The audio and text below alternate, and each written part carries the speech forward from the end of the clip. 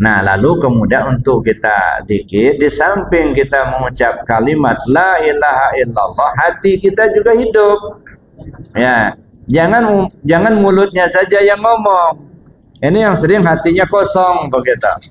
Nah, jadi mulut ngomong la ilaha illallah, la ilaha illallah. Di dalam apa? Allahu Allah, Allahu Allah. Kata hati itu namanya zikir yang berisi. Seringkali kan kosong, ya kan? Kalimatnya disebut tapi di dalamnya kosong. Nah, itu kadang-kadang kerasa. Itu kalau jadi imam itu kerasa beratnya luar biasa.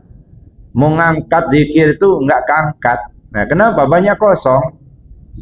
Ya kan?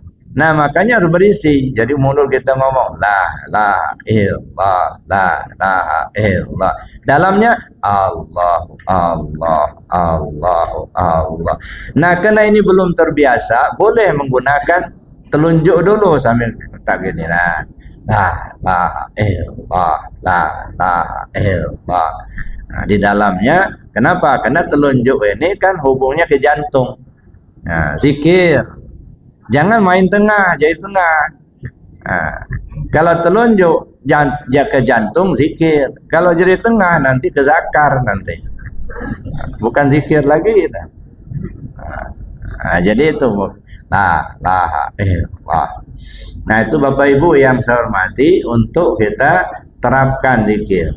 Enggak usah ragu-ragu. Enggak usah malu-malu. Kadang-kadang karena baru belajar malu-malu mau menggoyang-goyangkan badannya. Ya, ada pernah dulu Pak, saya ngajar, saya duduk di belakang. Ya, saya suruh yang lain jadi imam. Nah, saya duduk belakang perhatikan jamaah zikir. Ada yang nyengir-nyengir. Dia enggak zikir, enggak ketawa-ketawa aja, ngeliat enggak. Ini baru belajar, baru masuk.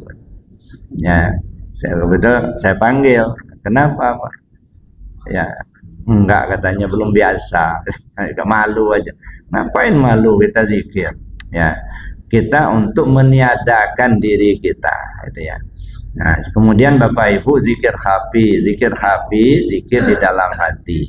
Nah, metode zikir khafi yang sudah kita pelajari, ketika kita mengamalkan itu tahan nafas. Nah, nahannya di bawah pusat. Untuk apa? Supaya cepat terserap ke sekujur tubuh. Ya, jadi bukan hanya memaksakan hati kita berzikir Allah, Allah itu kan dipaksakan karena kita belum biasa. Ya. Nah, tapi kalau sudah terbiasa, justru kita mendengarkan dia berzikir. Kalau sekarang ini karena kita belum terbiasa, kita paksakan dulu hati kita nyebut Allah, Allah, Allah. Ada. Itu pun masih sebutan nama, tapi nggak apa-apa, namanya kita belajar. Ya. Dan itu diperintahkan Allah, Pak. Kalau ada orang yang mengatakan, ngapain zikir Allah, Allah? Nggak diajarkan Nabi. Ngapain zikir Allah, Allah? Nggak ada dasarnya, ayatnya nggak ada. Saya pikir nggak usah didengarin lah, yang begitu. Ya, kalau kita ngedengarin yang orang yang nggak tahu, kita tambah nggak tahu nanti. Akibatnya sekolah pada rangup. Nah, sebabain pada bungkuk. Nah, ini yang dikhawatirkan itu. Pada akhir zaman akan bermunculan ulama yang dhalun mudillun, sesat dan menyesatkan. Gimana nggak ada dalilnya? Ya jelas-jelas dalam Al-Quran. Wazkuris marabbika bukratan wa asila. Baca tuh surah Al-Insan ayat 25. Sebut nama Tuhanmu di pagi dan di sore hari. Karena Allah yang perintahkan. Kok nggak ada dalilnya gimana? Ada. Wazkur rabbaka fi nafsik, ingat Tuhanmu pakai hati, sebut nama Tuhanmu pakai hati. Tadarruan wa khifatan, dengan rendah diri rasa takut kepada Allah. Wadunal jari minal qaul, enggak usah bersuara keras. Bil ghudu wal asal, pagi, sore, siang, malam, sehat, sakit, lapang, sempit. Di darat, di laut, di udara. Wala takum minal ghafilin, kamu jangan sampai lalai. Jelas Allah perintahkan. Ya.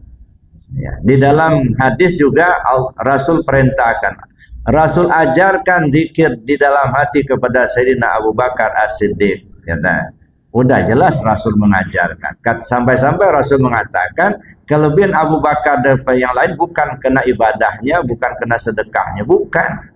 Kelebihannya apa? Ada sesuatu yang tertanam di dalam hatinya. Itu yang lebih.